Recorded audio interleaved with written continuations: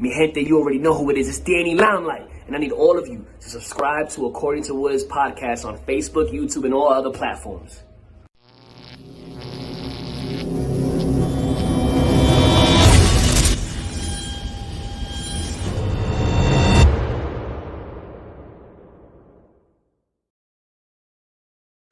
What's good, party people? This is According to Woods, and I have a honor and privilege of talking all things Josie and the Pussycats, the 2001 movie, rather than the cartoon of an even era like gone by or ish.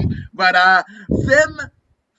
Fierce Females, BigFemVader, Ayesha Raymond is joining me to kind of dive down this treasure trove of wokeness before woke was cool. Okay, you completely trashed my mind because I'm a Hanna-Barbera child through and through. Like, I did animation and art and performing arts through school and college, and that was me. And I watched Josie and the Pussycats, the cartoon where they were crime fighting Scooby-Doo. That was the Scooby-Doo group of the next generation after Scooby-Doo. Like, then you had Buffy, and then you completely smashed my Disney Channel, viewing pleasure of this film, where I was a child who probably watched this at 6:30 like everyone else on Disney Channel. It was the movie, probably Halloween Town was the day before. Yeah. And then you had Josie and the Pussycats, and it was cool, it was awesome. But now I watch this as a adult, and thank you, Adam, for ruining my childhood, along with everything else that has come through 2020 and 2021. Thank you very, very much. You are horrible friends. No, I'm not finished. No. Thank you. Along with the ranch and everything else that has ruined my childhood, every Nickelodeon child that has come out with every story that has also ruined my childhood, every Disney Channel child, God bless you, Amanda Bynes, Britney Spears, God bless you, but Adam Woods, damn you. It doesn't seem so kind of outlandish that all of, or most of them, have suffered some irreparable damage to the psyche. But then again, that is the entertainment at large, I think. I don't know too many, like Bryan Cranston, right? The star of Malcolm in the Middle and Breaking Bad. I actually had like a story with him. I was in a junior ROTC Army kind of cadets in high school, and anytime Inglewood needed cheap security, they'd cut a check to the ROTC program, and they'd get us by the 300, and not Sparta, but like literally 300 of us looking like little green Oompa Loompas to guard their ish. And there was a racetrack, Hollywood Park Casino, that's in Inglewood that would have snow day during the the holiday season, right? Where they would basically tarp the infield with shave ice so inner city kids could sled down it, right? Now, mind you, a lot of people who brought their kids there, their parental cap was off for the day, right? Because they might have had flasks of Hennessy or other substances in the air, but they wouldn't really watch their kids. They relied on us 300 or so ROTC cadets with, like, again, like, the dress, like the button up coats and the no soles on our shoes. And these kids would torpedo like 75 miles an hour. And all that was barring us from like meeting our one-on-one with the Undertaker, as Teddy Longhead says, was a hay bale. That's it. Like a 10-foot high, what have you, a kind of embankment and what have you. And that was it, And if we went tumbling over the hail bale, our mission was to save the kid. So if we came out with a concussion, whatever, whatever, right? But that there was one particular instance when Bryan Cranston was still on Malcolm in the Middle as the father Hal. Him and his wife were the MC master of ceremonies, and this guy, he like we all got like food vouchers to get like pizza and hot dogs and what have you after the event was over. This is somebody that could have left after.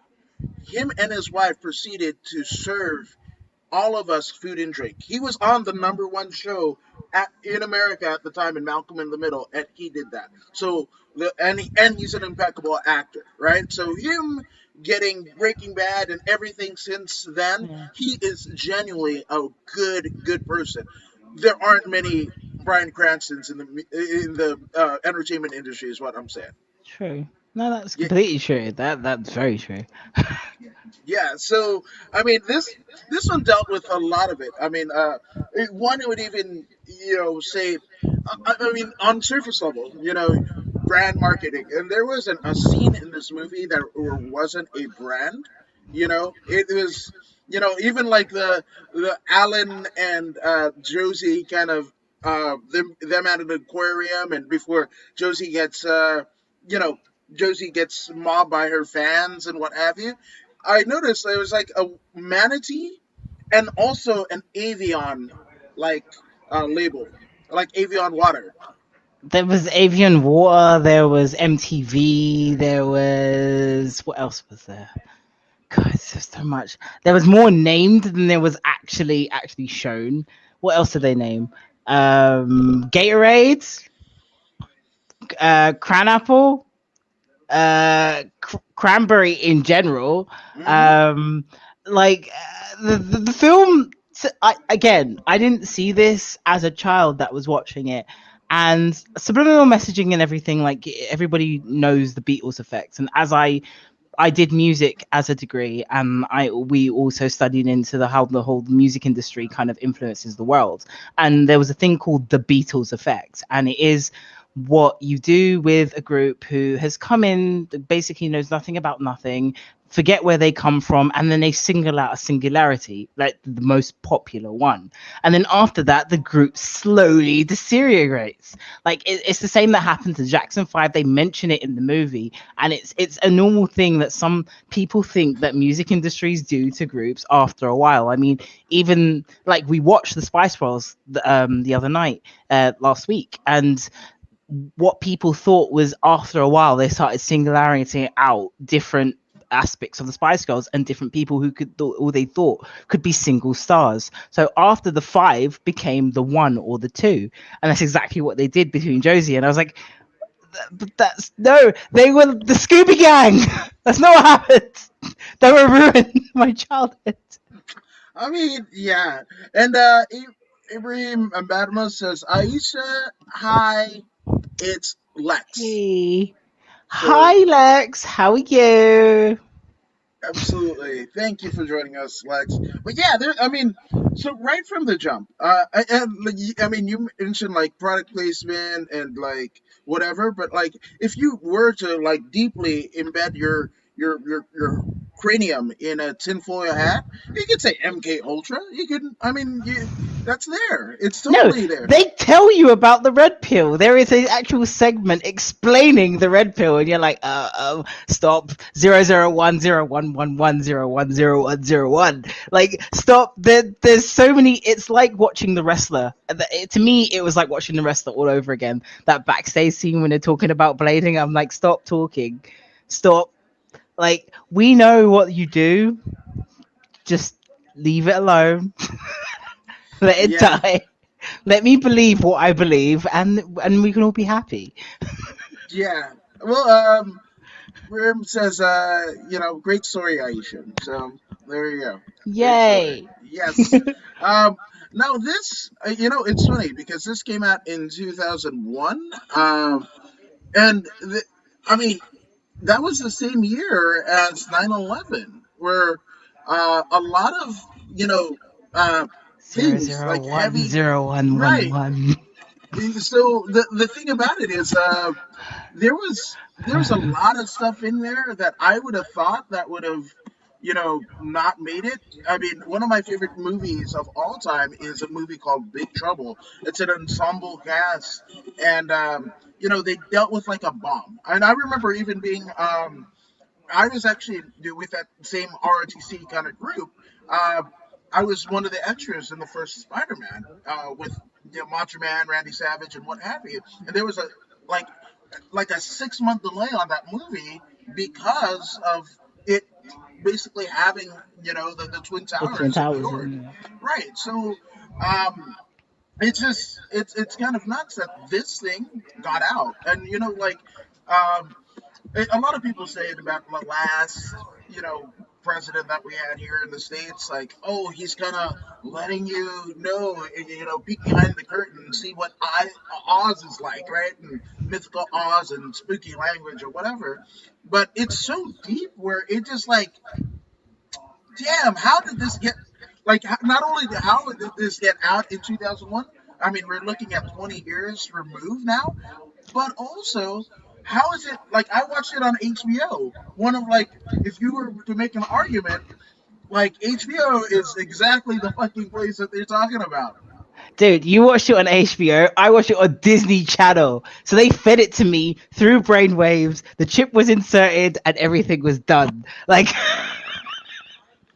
I I watched it on Disney Channel, and honestly, watching this film to me was just like a film, like everything else was like Halloween Town. And now I've watched it as an adult, and I'm like, there's so many things that, even as like slightly as a dorky film as it is, there's certain messages that are in it. There's the same messages of friendship. Like there's a certain section at the beginning where they go, uh, or is it beers before friendship, and we will always cherish our friendship before beers. Like we stand towards our friendship before our fame.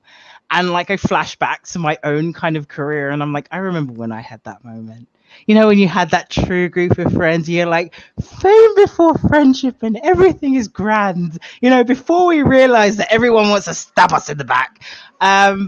But it's just like different things within the industry. Even like everybody knows about subliminal messaging within movies and music, and it's been a wondrous thing that's been told to us since the 60s. Like everybody What? knows. What? Never. Oh, you didn't know? Well, dude, I can tell you about a song called, Stairway to Hell. If you want to play it backwards. That's it. But Now, Josh Fuller, talented mixed martial artist in many degrees and a fearless woman MMA champion, she says, I love Josie and the Pussycats live action. One of my favorite films. Don't tell anyone I said that. No, your secret's safe with me and the rest of the people that watch this very stream. So I'm not going to kayfabe you, Josh. Not one iota, because you punched me in the face. So there you hey, go. dude. I'm word. Do that. Do that. Didium. I'm word Dudidium. os the new Dudidium. That's my new like multi I like it. everything word. Yeah, I like it. Like I am so off the new that I watched the cartoon, and when I told Adam, he didn't like. He was just like, "What?" I watched the cartoon, Hanna Barbera, Cartoon Network. It's probably on like at 8 o'clock in the morning. Like Hmm. I watched the cartoon. That this is like no. The movie is so far from the cartoon until the end. Like it offends me, but it's okay. It brings it back. It brings it back. It Yeah. does bring it back ever so slightly. D- Um, D- Dr. Jorge says, Sup, good people, and hugs only for Ayesha and Adam. No punches unless we're sparring. That's why I don't spar. There we go. mm, I like sparring if if you want to.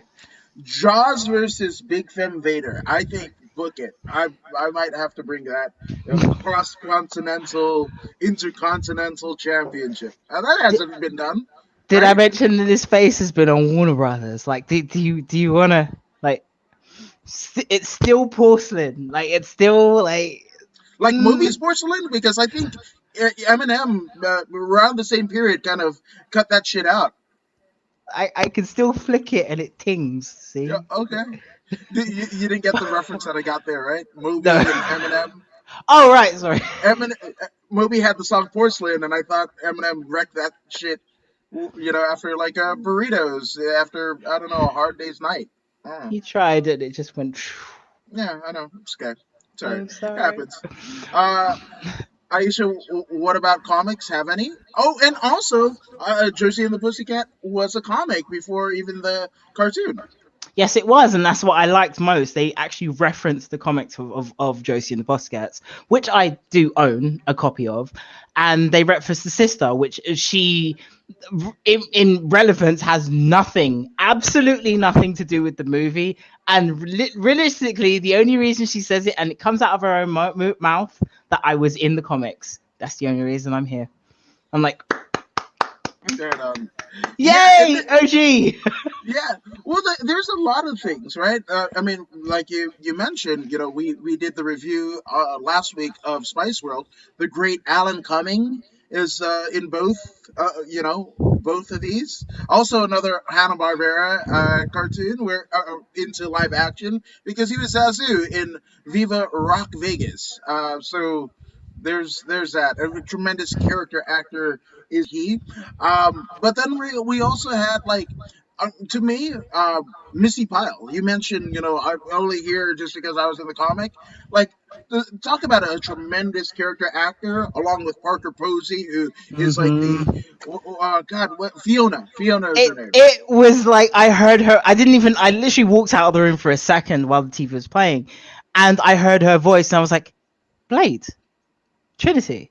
I'm like, no! I'm like, I didn't even remember that she was in the film. I was like, she has such a distinctive voice and character, and even the way she acts. It's almost, there's a point in the movie where you could literally match it scene by scene and act by act with what Hmm. she does in Blade. The way she acts, and it's almost kind of like a confused, almost kind of like misleading, like manipulative character, and you're just like, you're brilliant. I love you.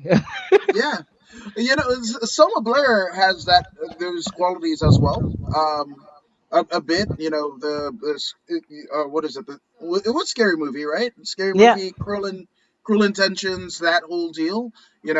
Just again, tremendous character actors. But let's talk about like the three kind of principal characters, Josie and the gals. We have Tara Reid. Uh, Rachel Lee Cook and Rosario Dawson. I loved the. I mean, this is so 2001 because Carson Daly of TRL, right? Total Request Live. That was really a fucking thing where we just like, woo, top 10. It was like a rehashing of like American Bandstand or Top of the Pops, right? Like that was the gist of it.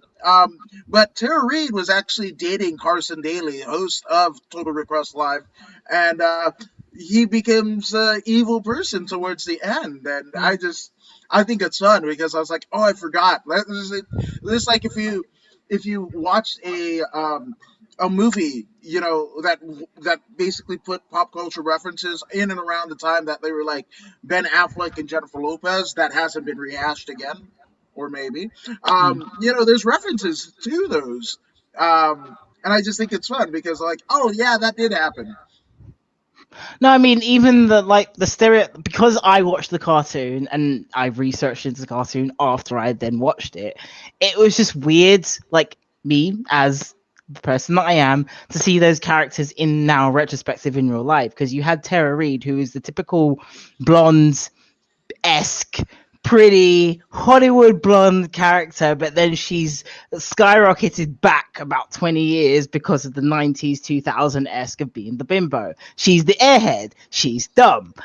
And then you have Josie as the kind of lead character, but in the weird kind of 2000 role of being the redhead. So she's the alternative. No one ever thought of redheads as being cool at that point in time. So there you go. The redhead is the main one. And then what offended me Uh the oh. most, I'm sorry, like I'm Caribbean, I'm Okay. black, I'm Yeah. a black woman. Okay. I don't disrespect the actress that did Mallory. I really don't.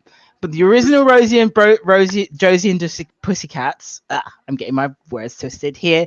She was black. Yeah.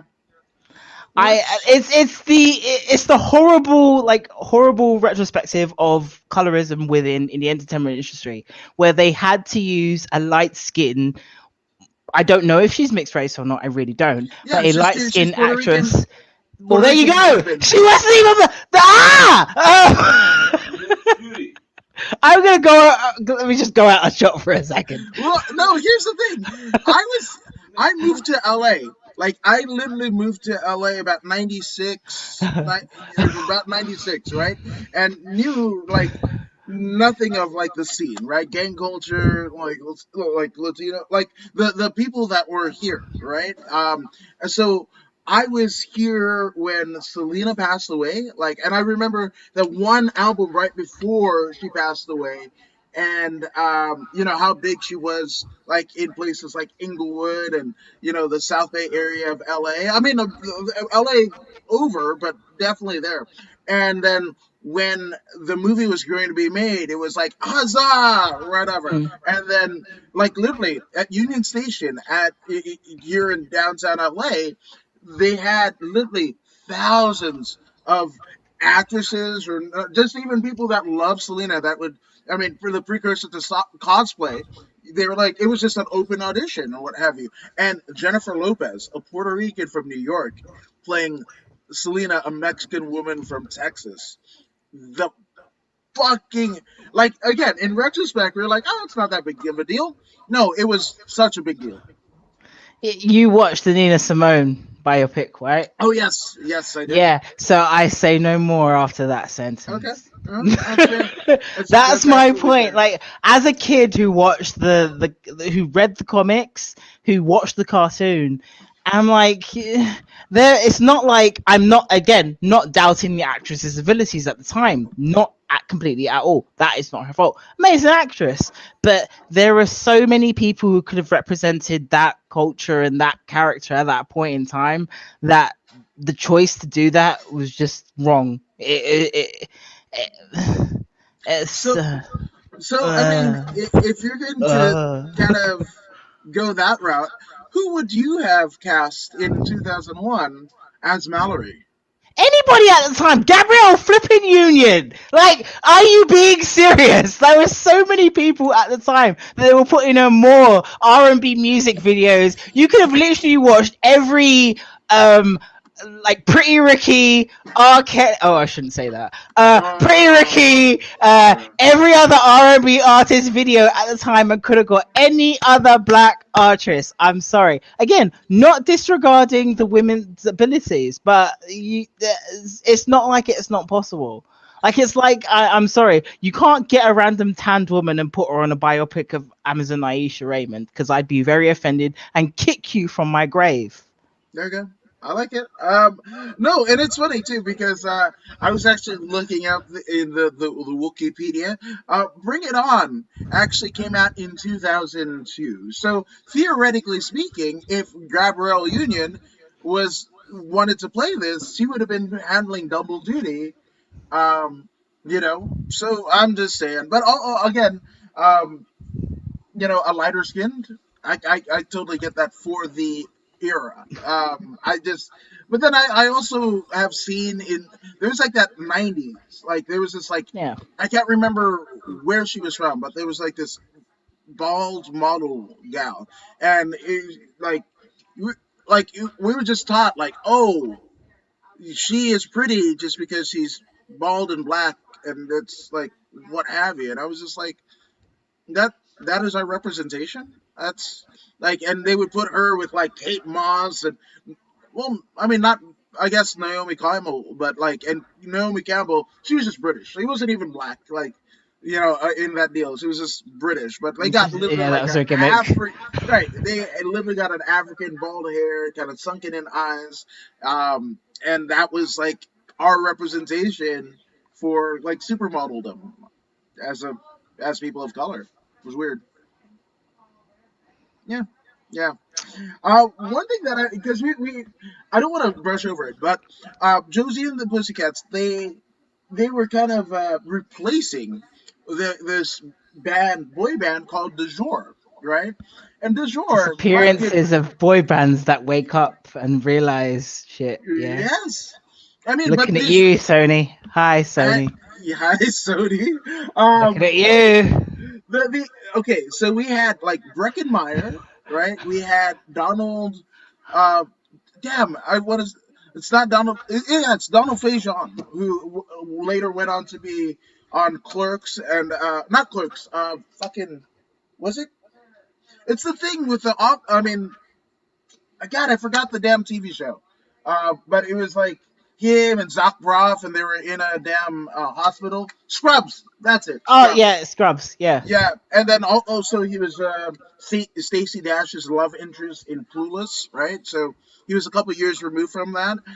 We had Carrie Ellis as the the big brother that is in the prototypical boy band construct, and he was in the fucking Princess Bride with Andre the Giant and Billy Crystal, man. Like, and he's the big Oh, brother here.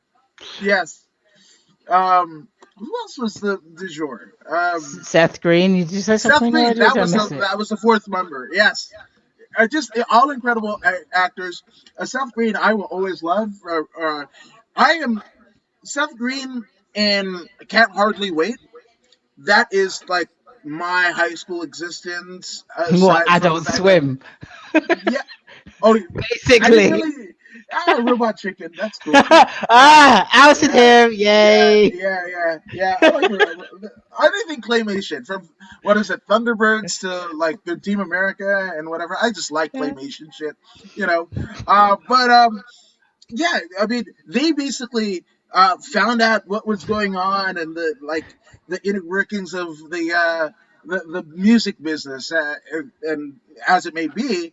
And once they started to smarten up, they're like, oh, we're gonna make them fucking crash. And oh, dude, Alan Cummings' character literally Disappear! fucking out of a moving plane with a fucking parachute at his back. He's out of there, right? But you mentioned like the Beatles, right, earlier on. Um, I, I'm probably gonna piss a lot of people off, but they weren't my favorite. Like, especially like bands from the UK, from Britain, like fuck, man, you got like Zeppelin, even though they were plagiarized, yes, but you got the Who, the Stones to an extent. They were much better bands. I do like I Feel Fine. The fucking bass line that McCartney fucking throws on it Yeah, is but could you say that's a generational thing? My problem is I no, studied music, so I like everything.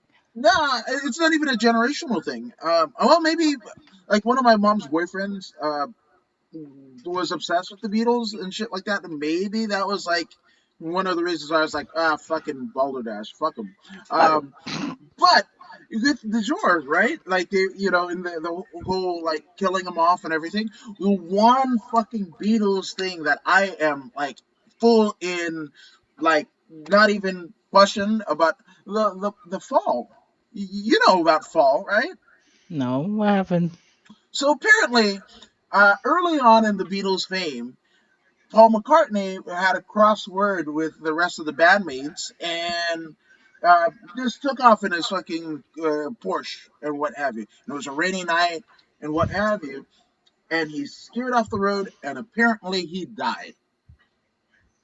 Okay? And that's why they replaced him with the robot that they But apparently replaced him no, with. no, no. It's not even a robot. They had a photographer called Billy Shears who was a doppelganger for McCartney but was with them all the time.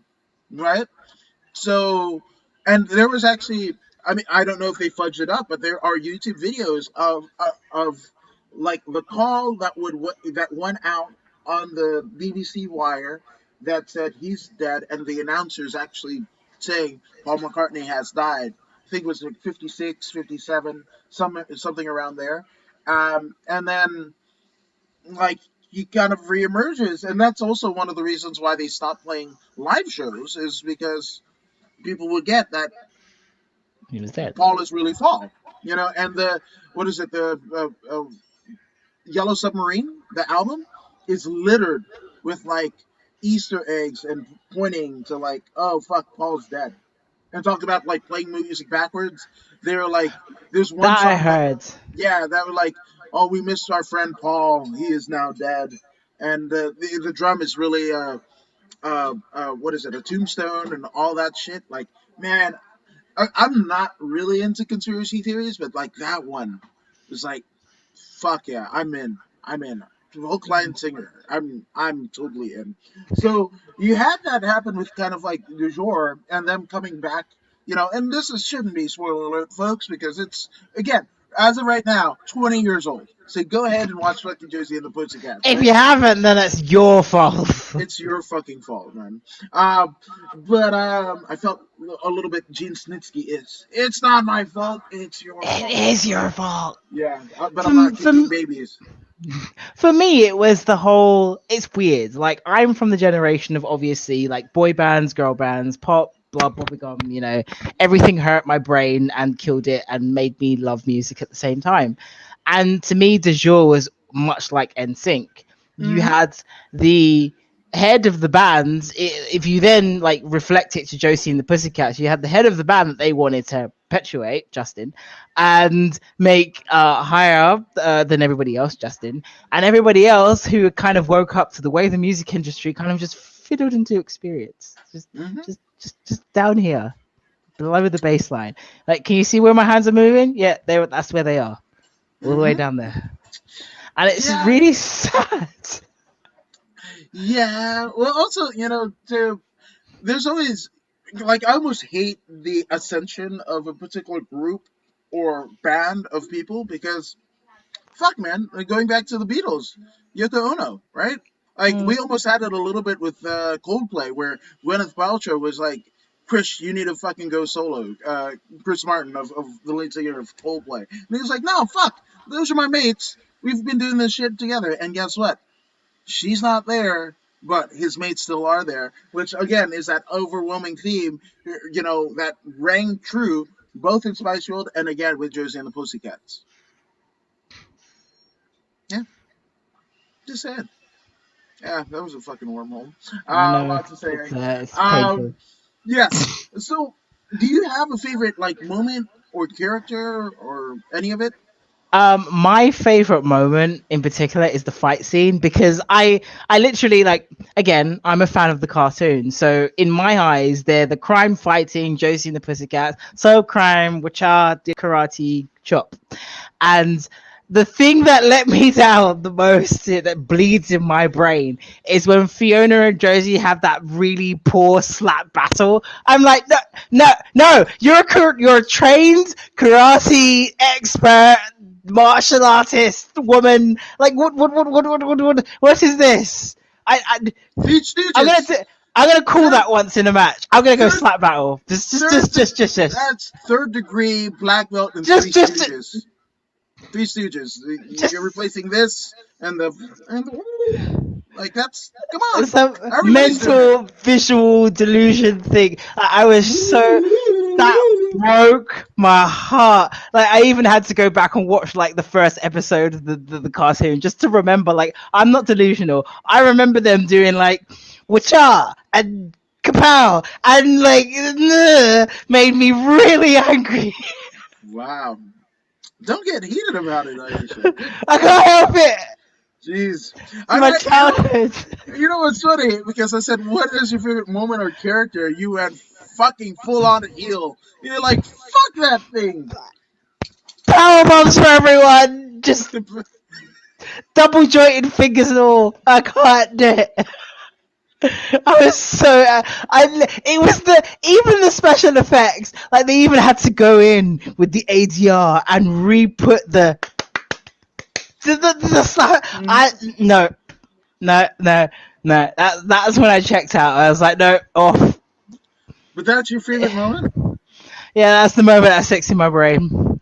That's the Oh moment. god. No, to be fair, my favorite moment, like upmost, is the opening scene because I can remember the lyrics to that song even as a child, even till now, and the fact that it's exactly the same is awesome.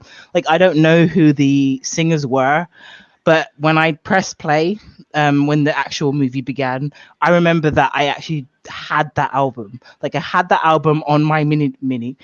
Dear God, I didn't say that out loud. Mini My disc. Yeah, yeah. That was it. 2001. I'm Mini gonna disc. go Okay. over here. Yeah. I'm there too. I'm same I, age. I'm same age. So you're talking to me. Fuck it. I I had that on my mini disc and I was like, the song is amazing. Just even Hmm. it was like watching Spice World. It's like it's that era of songs that actually, regardless of not, if they had messages in them, maybe that's why I remember them and love them so much. Well, who knows? But like they were catchy. They meant something. They remind you of your like everything. It's the difference to music nowadays. Like I'm not trashing artists nowadays, but there's a clear distinct difference between the musics in the 2000s and the early 90s that literally sticks in a lot of people's mind, which is why they replay them over and over and over Hmm. and over again today. Like you're literally dancing to Rasputin right now. That song was made in what? Back in the days of Rasputin, wasn't But that's my point. Like there's a it? reason why those songs stick in everybody's minds. Like it was something about like these kind of movies and that kind of music that just kind of just like just hearing the songs. Like my favorite points in this movie is the soundtrack. Like if I could just listen to the soundtrack all day, I would, rather than listen to the movie, because the movie ruined my childhood. Ooh, Thank you. ouch, sorry. No, the soundtrack is good. I think this and in terms of fictitious rock bands, right? This and the Wonders, right? That thing you do, that album. Holy fuck! The song "That Thing You Do," and then there's a "Dance with Me Tonight." That is in my workout playlist, which also shows I haven't worked out in ages. But theoretically speaking, man, I get fucking It's almost, there. yeah, it's there. It's there. I said motivation, and it's like that's the title of the playlist. And yeah, apparently I should swing some kettlebells around or something. I don't know. Fucking A. Just get But a bag of rice and just lift it up and down. I'm tempted to eat it. I'm fucking Fijian, where curry, like that's just It's I'm true. just saying. And then It's true. like my wife is Filipino. There's definitely like amazing rice dishes, sweets that you could do. You could make horchata out of rice. See what we're doing here. This is where my mind goes. I'm like, Food. fuck. Yeah, you fat. Bad word. Well, see, here's the thing. Like most people try to lose weight and whatever, or they might be okay with like the weight that they're at, and that's cool. They're not saying that body positivity, all right. But see, for me, like my parents passed away pretty suddenly, young, right, short of retirement age here in the States. So for me, I'm a fat fuck, and I have to go through the process of unfat fucking myself. It's not easy. I am a reformed child, and I am still a fat child at heart. Like I like sugar, I really do. I really love it. I love sugar. But physical fitness is amazing. It's important, but sugar is amazing too. Those Sugar is your days, friend for man. life. Yeah, It's your friend for life. yeah, Carbs eventually turn into sugar, so it's there forever. See? it's different. Yeah. Um. Now, so for me, it's so funny because I mentioned how Alan Cumming was both in Spice World as well as Josie and the Pussycats. Well, Alan Cumming is literally driving, right? And trying. Fiona was on his ass about getting a new band to fucking replace De Jour, right? And he holds the fucking clear CD case up and finds fucking Josie and the Pussycats.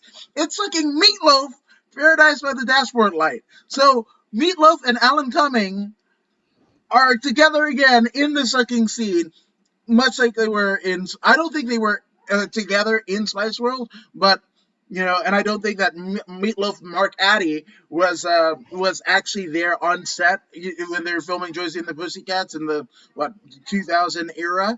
But again, it was very fun because we just got from the Spice World review, and Alan Cumming and Meatloaf are in both movies. But it's really weird. Even like side by side, the two films have kind of almost the same kind of messages within them. You've got Spice Girls, and the Spice World, which were a real band in a fictitious world, which they kind of created. Some of the things that they had to go through in that movie, I'm sure they had to go through in real life, but some of them were like mildly, wildly exaggerated. And then you had Josie and the Pussycats, which were always a fictitious band who went through all the stereotypical things you could could ever think of within the music industry. Watch the cartoon, it will educate you even more. And then not only that, kind of educate you even more on how things are done through the entertainment and music industry. It's just like, are they trying to tell you some? I think they're trying to tell you something. Run. Well, Turn off yeah. your televisions. Read a book. Start reading. Although, I mean, check out YouTube and things such as this that we Oh yeah, do that almost like, yeah. Save this link, but read a book. yeah, also read a book as an addendum to this. If Josie, I mean, Josie and the Pussycats, they have a comic book. You might want to pick one of those when you're on the That's eBay. true. I Just saying. have 1, 2, and 5, not 3 and 4, unfortunately.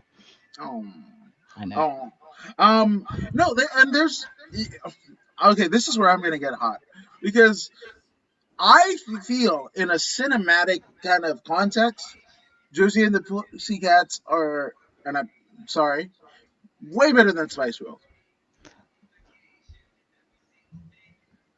Concise storytelling. Watching I was Spice giving him World, time to screenshot the face, but yeah, I fucking don't have my thing on me. But anyway, here's the thing: watching Spice World was like watching fucking Raw, week to week, over where the they last 2 weeks. pretend to be something, but something else is happening.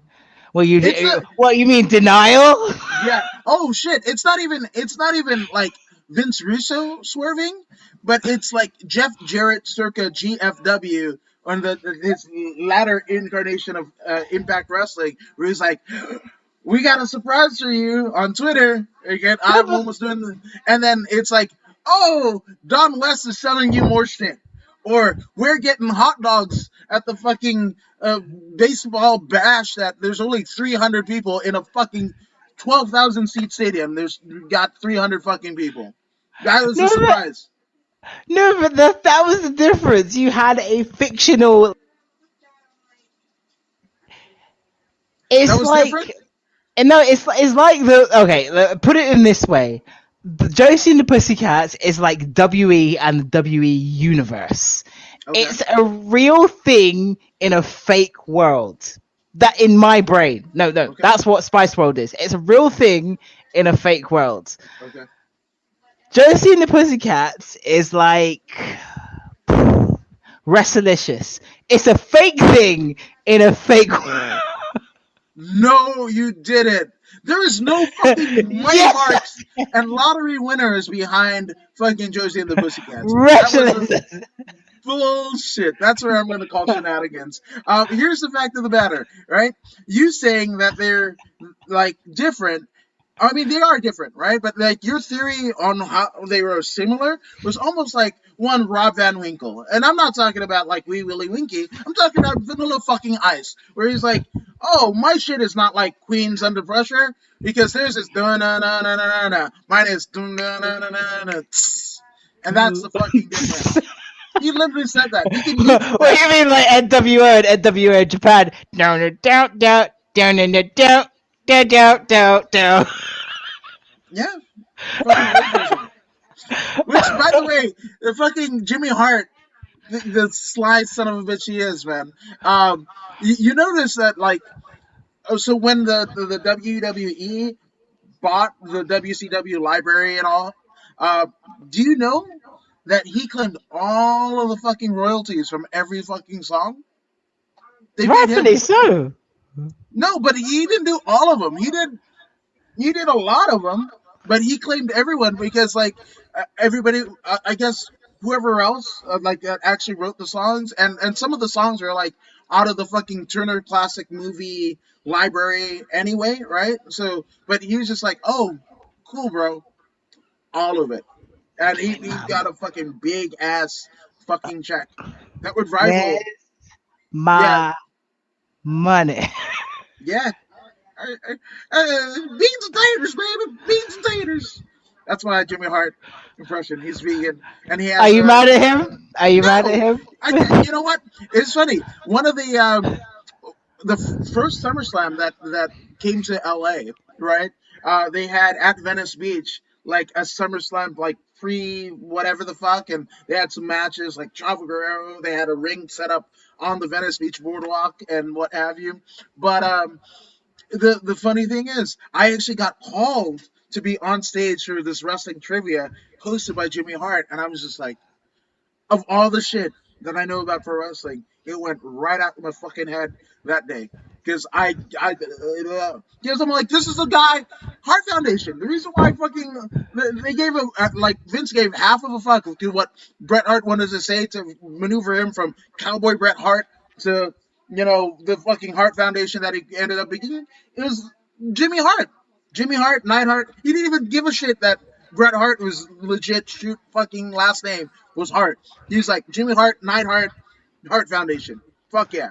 So that's the guy. That is the guy, right? No, And I'm just like, I can't even no, remember.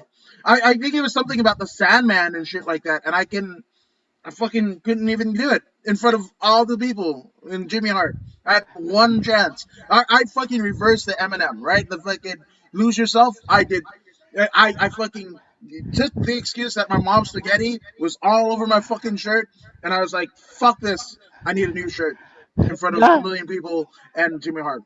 No, dude, I'm not even mad at you. I would take my Amazon mask off, and like during one of my first ever extras moments at WE at the O2, when Hulk Hogan and Jimmy Hart were there together, I remember hearing his voice. Didn't even see the dude's face yet. Hearing his voice and going, it is over there, that way. Yeah. Not mad. Yeah. No. And that was, please tell me that was more for Jimmy than it was for Hulk. Because, At the time, this is a very long time ago. It was a bit of both. You know, you can't play. okay. You can't be mad at me then. This is Okay. before the fact that happened. You know, Okay. before we realized some certain stuff. Yeah. You know. I mean, what's funny? I actually had a weird moment. I was at a PCW, well, no, yes, PCW Ultra show, um, on a Friday night, right? There was an indie here in California, and none other than the Taskmaster Kevin Sullivan was there, like flanking uh, what's it, the Warbies. It was like Brody King, the Sheik, now Joseph Samael and MLW, and Fatu, Joseph Fatu, right? And Kevin Sullivan was the fucking manager and whatever. And I cut a fucking promo with Kevin Sullivan like that night and whatever. I was like, hey Kev, like, could we do something? And he fucking cuts a full on promo that I posted on my Instagram, right? So that's Friday night. Then Saturday I go to Bellator at my home arena of Inglewood, the Forum, where Wayne Gretzky and Magic Johnson and all them played and what have you. And Bellator, the second biggest MMA promotion in the world, sold out the fucking Forum, and I couldn't have been more elated. Well, look up my friends. They were like, "Hey, why don't you come down to the fucking Forum Club?"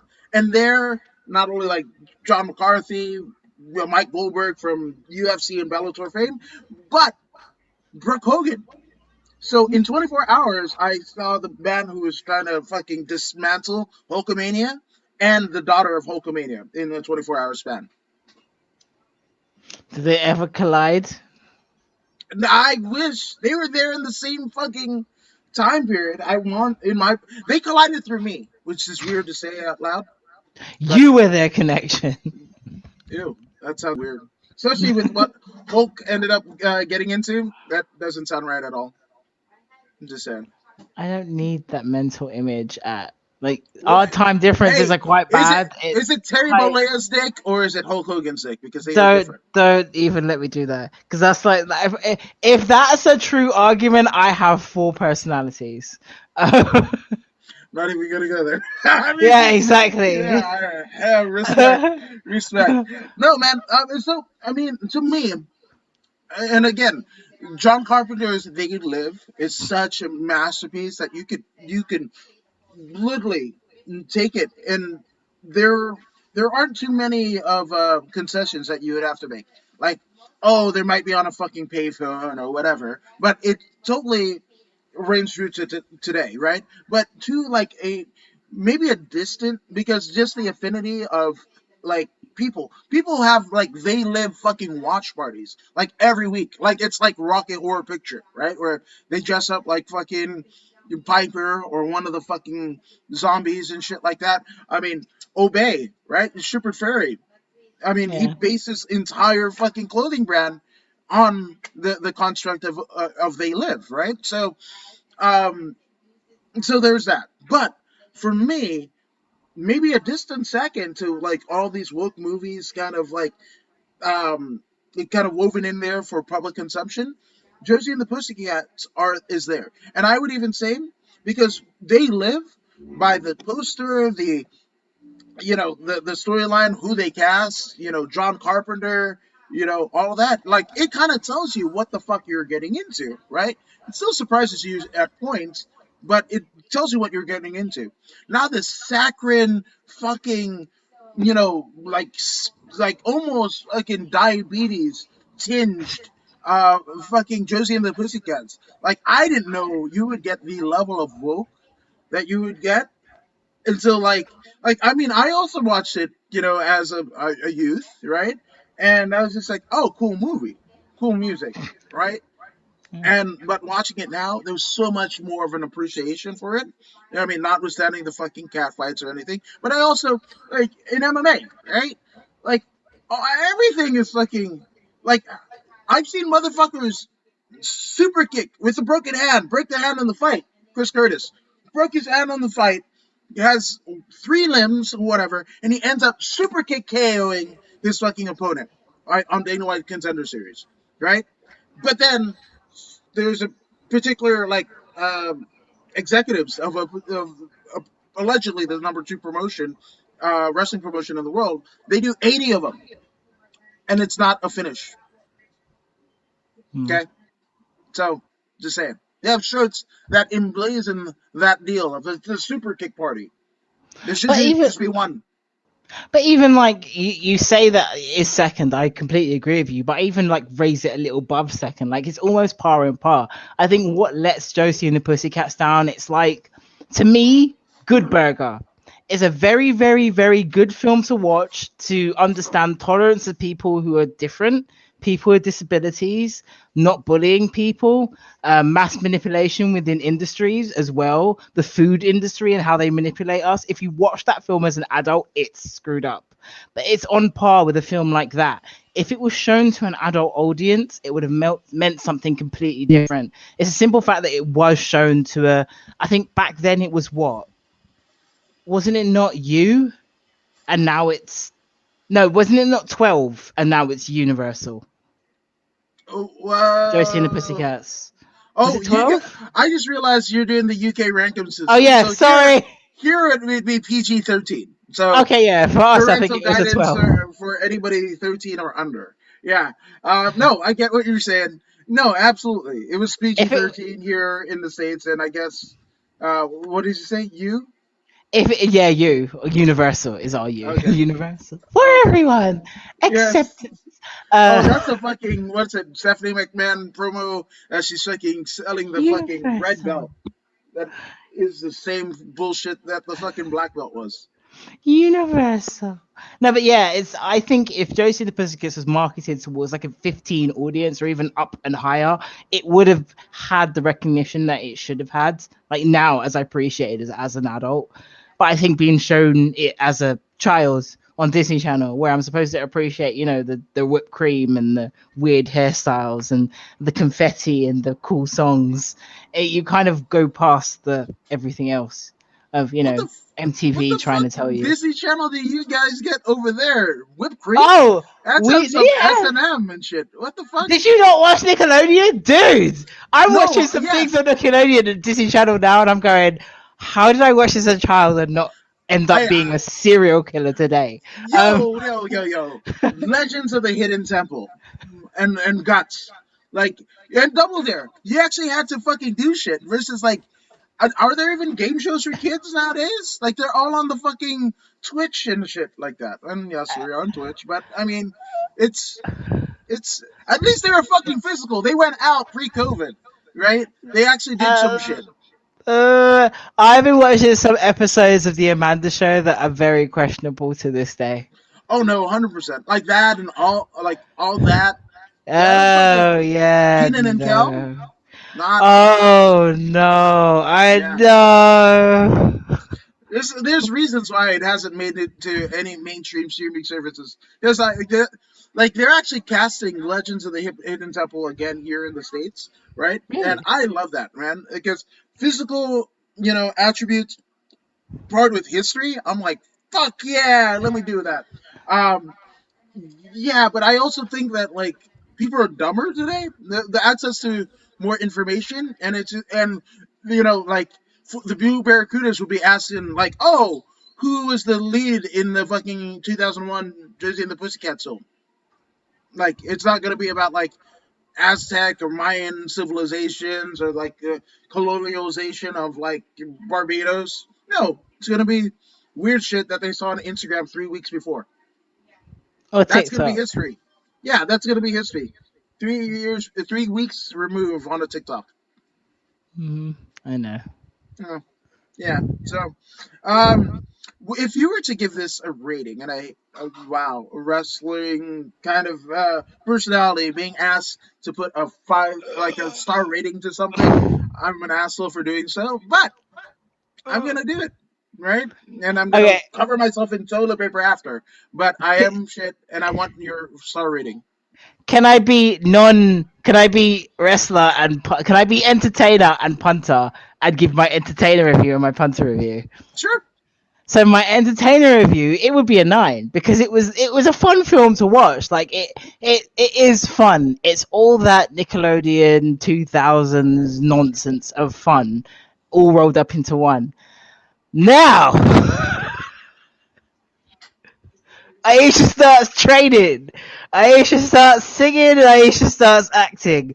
And Ayesha goes, the gaslighting of the industry is disgusting in this film and it shouldn't be shown to children until they're of age where they can make an educated decision of what this means. This would be a 4.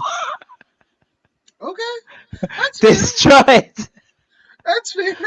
And you're not speaking from the heart. That is, you're taking it to totally. No.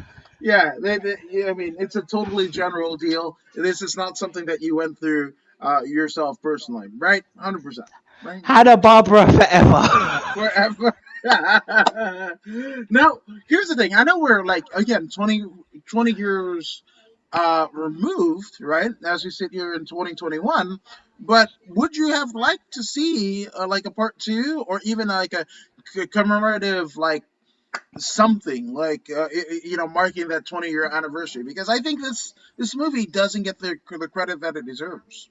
Yes, because in again speaking with someone who used to watch the cartoon, to me this is a prequel. So this is how Josie and the Pussycats became famous. I would like to see how they became Josie and the Pussycats of what we know Josie and the Pussycats are. This was a story of a girl group who became famous and learnt about the industry with the name Josie and the Pussycats stamped on. It Hmm. wasn't Josie and the Pussycats, in Yeah. my opinion. And I would like to see the actual story of Josie and the Pussycats if there was going to be a part 2. No, I agree. It's funny. Like I almost want to, with the I guess the last 20 years and maybe even beyond that of Hollywood's like over reliance to kind of harken back to things that work. We got a Charlie's Angels reboot. We got a Ghostbusters reboot, right? Well, yeah, and both. I mean, obviously Scooby Doo Charlie's. reboot.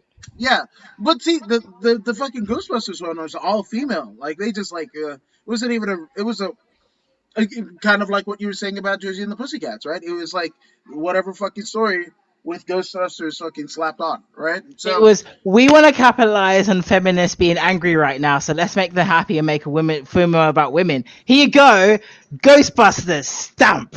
That's what yeah, happens to the no, Ghostbusters hundred movie. percent. But Don't I hate think me. no, no, we'll never hate you. But I think that if you were to remake this, I think it would be fun. I think it would be fun. But I also do, granted the Rosario Dawson, you know, fucking ethnic deal, right? I thought all three women, Tara Reid, Rachel Lee Cook, and Rosario Dawson, in terms of acting acumen, phenomenal, right? So Yeah. it'd be a hard task to fill like three females, and not to say that there aren't talented actresses, but I also think, for the time, right? Rachel Lee Cook was coming off of what, was it never? She's all that, right? She's all that. Um, uh, Tara Reid was in a bunch of things. American Pie, right? Bye. Right. Rosario Dawson would end up, like she was in that film. I think Kids, back in like the mid '90s as a teenager, roaming about New York, and then ended up going to, winning a copious amount of awards for her. Um, inclusion on the cast of Rent, the Broadway play adaptation into real life, as well as she was fucking Clerks too, fucking Clerks too. Another movie that doesn't get the fucking. I love Kevin Smith. I might have a Funko Pop of He has Kevin Smith. everything. Every time we speak about something, you're able to just like reach. I can't I even just pull like a belt out of the ether. Like the most I can pull is dust. Here you go. dust, dusty, dusty. Would that dust be on a road? Have some COVID dust. Lockdown Oh, dust. oh. Lockdown dust. Here you Now, go. if you threw that dust on a road, would it be dusty roads? Or it would be a dusty road. I think Boom, that's boom, a boom, base. boom, I boom, think boom, that's a boom. baseball player. That guy. I'm just saying. But yeah, man. So that's it. I think that is Josie and the Pussycats. Now, would you recommend people watch this fucking thing? Yes, flipping like it opened my eyes. Like I didn't. It didn't. I genuinely cried as a person who's in the entertainment industry, who's gone through what they call normal life to whatever this is right now, and not forgetting what you've left behind and always being true to the people who were there for you before, the money and the fame, the lights, and this YouTube camera. It's just it kind of just touched home a little bit, kind of just being true to yourselves. It's one of the reasons why I like the Goofy movie. Like it's one of my favorite movies to this day, because it makes you realize that what's most important to you are the people who were there when you had absolutely nothing. So yes. I agree. I agree. So, we will remember each other when AMC goes to the fucking moon. So, that's it. But until then, which could be next week, theoretically speaking, where can they find more of Big Fem Vader, Ayesha Raymond? Well, it's at BigFemVader and everything you could possibly think of. And then Fierce Females Wrestling or Fierce Females Glasgow on Twitter and on Google and on YouTube and on everything else. Not only that, but you can now check out That F King Show, not a bad word, but F King Show on Twitter and on Spotify. And you can catch my amazing voice playing a really weird game show. Ooh. Yeah, man, I'm definitely in it. Yeah. So, and I'm According to Woods. You're doing this, so I hope that you're subscribed to this podcast. If you're not, please go ahead and subscribe to the According to Woods podcast on Facebook, YouTube, and Twitch. According to Woods across the board on the socials, podcasts and dumb shit dad memes. So that's what I got for you. But if you don't believe me, don't believe Ayesha, well, guess what? Here's Zeta Zang to help convince you. Hey, this is Zeta Zhang.